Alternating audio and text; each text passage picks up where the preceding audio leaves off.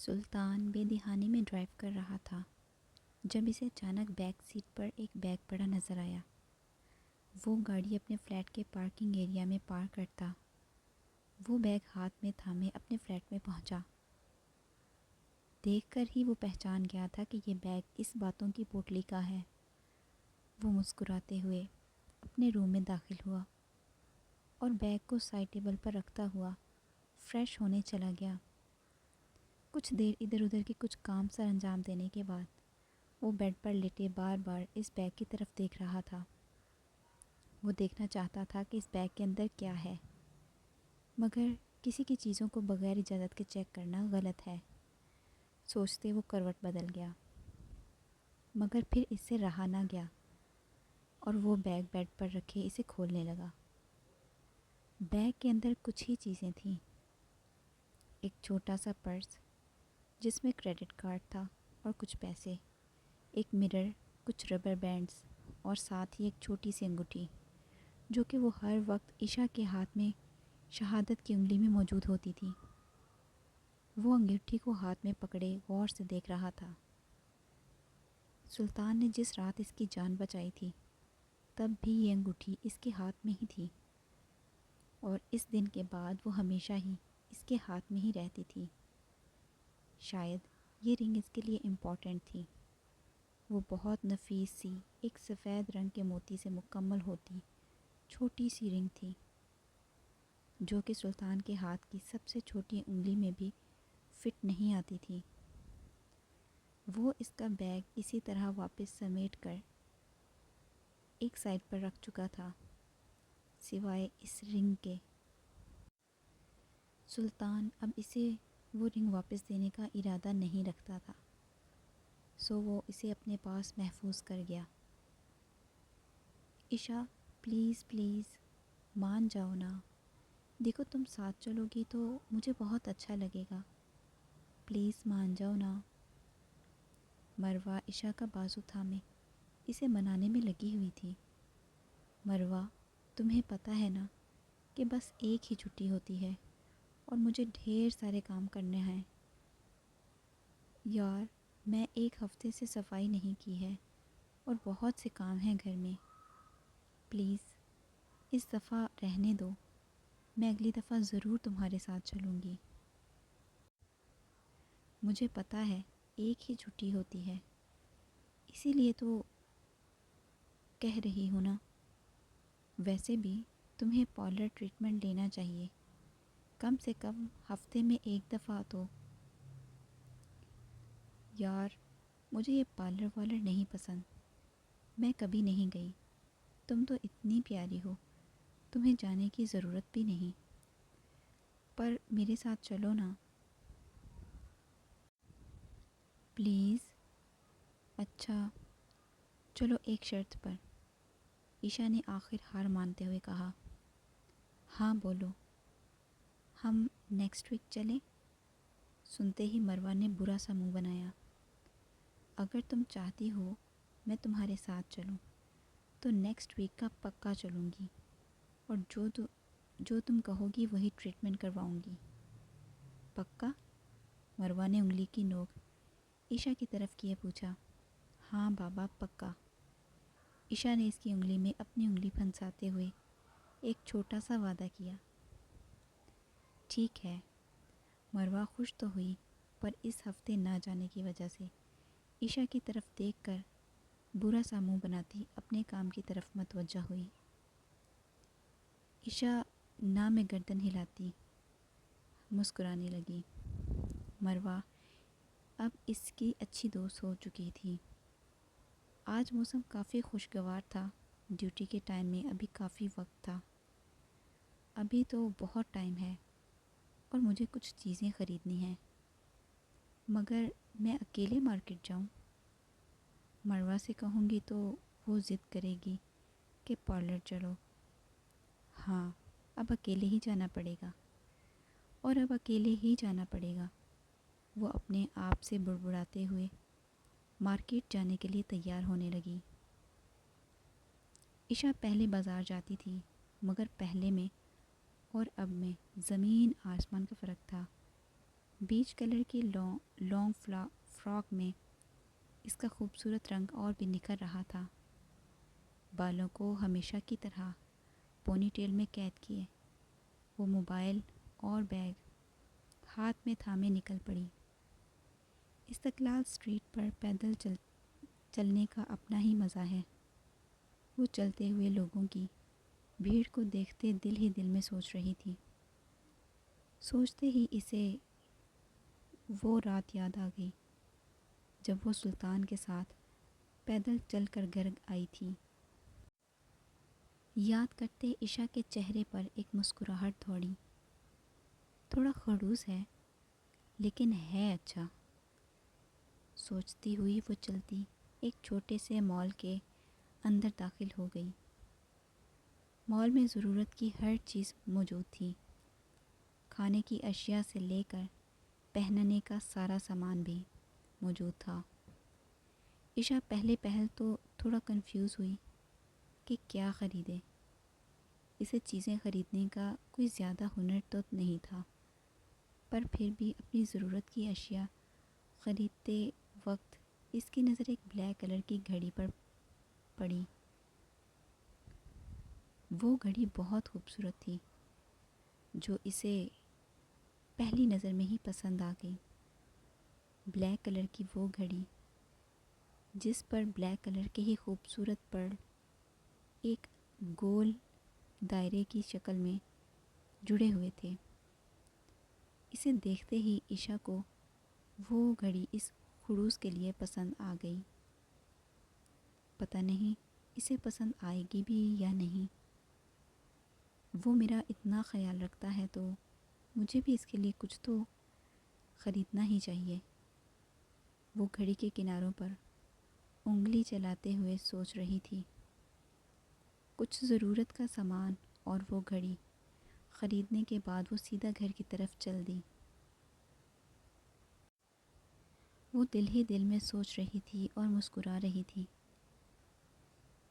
جب چلتے چلتے اچانک سامنے سے بھاگتا ہوا آدمی اس سے ٹکرا گیا۔ آہ! وہ بھاگتا ہوا ٹکرایا اور بنا روکے وہاں سے 9-2-11 ہو گیا۔ وہ اتنی زور سے ٹکرایا تھا کہ وہ اپنا توازن بمشکل برقرار رکھ پائی اور گرتے گرتے بچی۔ اندھا انسان کوئی ایسے بھاگتا ہے کیا؟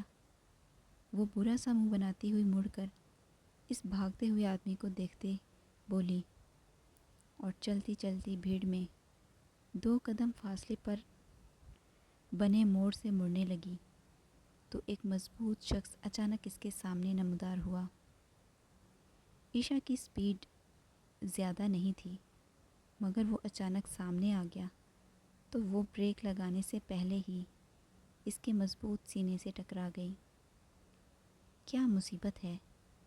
غصے سے بڑبڑاتے اس نے چہرہ اٹھاتے ہوئے اس شخص کی جانب دیکھا، جو کہ ہمیشہ کی طرح اپنے مخصوص بلیک کلر کے اوور کوٹ اور بلیک ہڈ میں سر کو اوپر سے ڈھکے ماتھے پر کئی شکنیں لیے عشا کی طرف بغور دیکھ رہا تھا۔ ابدر، تم یہاں؟ غصے سے بنے چہرے پر ایک مسکراہٹ دوڑ گئی، مگر وہ نظر انداز کیے سامنے بھیڑ میں اس شخص کو دیکھ رہا تھا جس کا وہ پیچھا کر رہا تھا۔ تم یہاں کیسے؟ وہ اپنی ہی دھن میں بول رہی تھی، مگر سلطان کی نظریں ابھی بھی اس شخص کو ڈھونڈ رہی تھی۔ وہ اسے نظر انداز کیے وہاں سے جلدی سے نکلنے ہی لگا تو عشا نے ایک جھٹ سے اس کا بازو تھام لیا۔ کہاں جا رہے ہو؟ رکو تو۔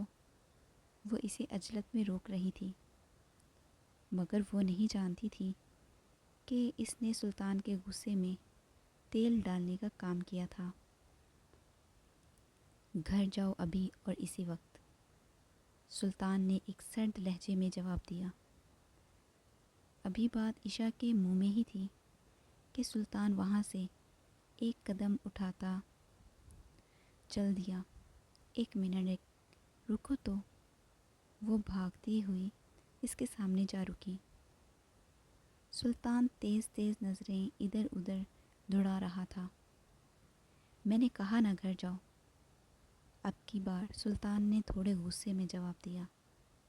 ہاں چلی جاؤں گی، مگر مجھے تمہیں کچھ دینا تھا، کہتی ہوئی وہ اپنے بیگ سے وہ شاپنگ بیگ نکال رہی تھی۔ مگر اس وقت سلطان کو اس پر شدید غصہ تھا، کیونکہ اس کی وجہ سے اس کا شکار اس کے ہاتھ سے نکل چکا تھا۔ میں نے تم سے کہا گھر جاؤ، سلطان نے غصے سے کہا۔ وہ شاپنگ بیگ ہاتھ میں تھامے سلطان کی طرف بڑھائے کھڑی تھی۔ وہ میں بس تمہیں یہ، اور سلطان نے اس کے ہاتھ میں پکڑے شاپنگ بیگ کو ایک جھٹکے سے ہاتھ کی ضرب لگاتے دور پھینک دیا۔ عشا کی سمجھ میں نہیں آ رہا تھا کہ یہ وہ شخص ہے جو اس کا اتنا خیال رکھتا ہے، اور آج وہ کسی اور ہی روپ میں اس کے سامنے کھڑا تھا۔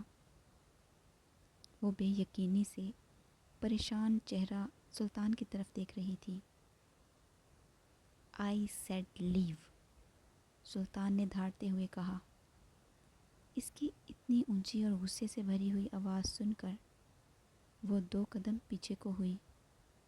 لیو، سلطان نے پوری دہشت سے سرخ آنکھیں لیے عشا سے کہا، اور وہ 1 منٹ بھی وہاں رکنے کی بجائے الٹے قدموں وہاں سے تیز تیز چلنے لگی۔ چلتی چلتی وہ دھیرے دھیرے بھاگنے لگی، اپنی آنکھوں میں آئے آنسوؤں کو انگلیوں میں سمیٹتی وہ تقریباً بھاگتی ہوئی اپنے فلیٹ تک پہنچی۔ اس کے جاتے ہی سلطان بجلی کی تیزی سے اس جگہ گیا جہاں وہ آدمی اس کی نظروں سے غائب ہوا تھا، مگر وہاں اب کوئی نہیں تھا۔ وہ تیز تیز سڑک پر چلتا ادھر ادھر نظریں دوڑا رہا تھا، ایک سے دوسری اور پھر تیسری گلی میں ڈھونڈنے کے بعد وہ اسے کہیں نظر نہیں آیا۔ سلطان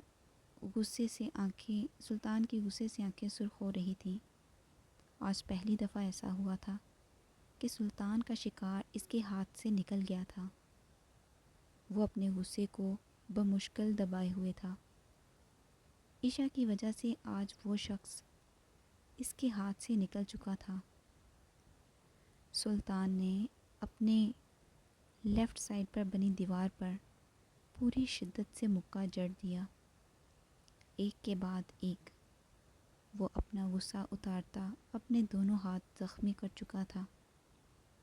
وہ اسی دیوار کے ساتھ ٹیک لگائے کھڑا تھا جب اچانک اس کے دماغ میں وہ معصوم سا چہرہ نمودار ہوا۔ اس میں اس کی تو کوئی غلطی نہیں تھی، پر میں نے اس سے کتنے غصے سے بات کی۔ ایک ایسی بات سلطان سوچ رہا تھا جس کا کوئی جواز نہیں بنتا تھا، مگر پھر بھی وہ سوچ رہا تھا۔ وہ مضبوط قدم اٹھاتا اسی جگہ پہنچ گیا جہاں کچھ دیر پہلے وہ نازک سی پری اس سے ڈر کر بھاگ گئی تھی، پر اب وہ وہاں نہیں تھی۔ ظاہر ہے جس غصے سے اور دہشت سے سلطان نے اس کو جانے کا کہا تھا، وہ یہاں کیسے رک سکتی تھی۔ وہ گلی کے موڑ پر لگے بینچ پر بیٹھ گیا، مگر اب بار بار اپنے غصے سے دیا جواب یاد آ رہا تھا۔ اس سے ایسے بات نہیں کرنی چاہیے تھی۔ سوچتے ہی سلطان نے اپنا سر دونوں ہاتھ میں جکڑ لیا۔ چہرے سے ہوتے ہوئے وہ اپنے ہاتھوں کو سر کی پشت پر لے جاتا بار بار اسے سوچ رہا تھا۔ وہ اچانک اسے وہ بیگ یاد آیا جو وہ اسے دینا چاہتی تھی۔ وہ اپنی جگہ سے اٹھ کر ادھر ادھر تیز نظریں دوڑانے لگا، مگر وہ بیگ اسے کہیں نظر نہیں آیا۔ ادھر سے ادھر وہ پاگلوں کی طرح وہ چھوٹا سا بیگ ڈھونڈ رہی تھی، ڈھونڈ رہا تھا۔ کچھ دیر ڈھونڈنے کے بعد آخر وہ اسے نظر آ ہی گیا۔ وہ ایک بینچ کے نیچے بنے ایک گول چکر کے کنارے پر ساتھ پڑا تھا۔ سلطان نے نیچے بیٹھتے ہوئے ہاتھ بڑھا کر وہ بیگ اٹھایا۔ بلیک کلر کا وہ بیگ مٹی سے لت پت تھا۔ وہ اپنے کوٹ کی نکر سے اسے صاف کرنے لگا۔ بیگ کھولتے ہی اس میں سے ایک اور بلیک کلر کا باکس برآمد ہوا۔ سلطان نے اسے کھولا تو وہ خوبصورت سی گھڑی اسے پہلی نظر میں ہی پسند آ گئی۔ بلیک کلر تو ویسے بھی اس کا پسندیدہ تھا، مگر وہ گھڑی کافی خوبصورت تھی۔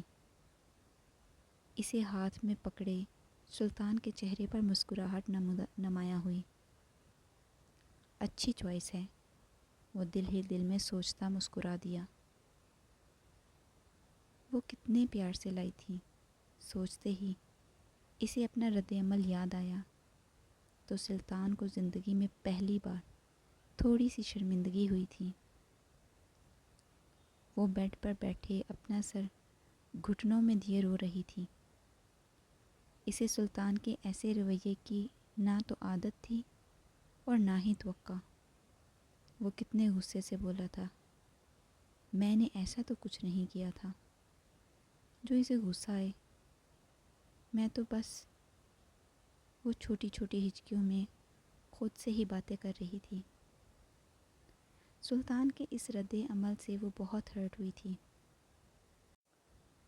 کافی دیر رونے کی وجہ سے اسے اپنا سر بہت بھاری لگنے لگا۔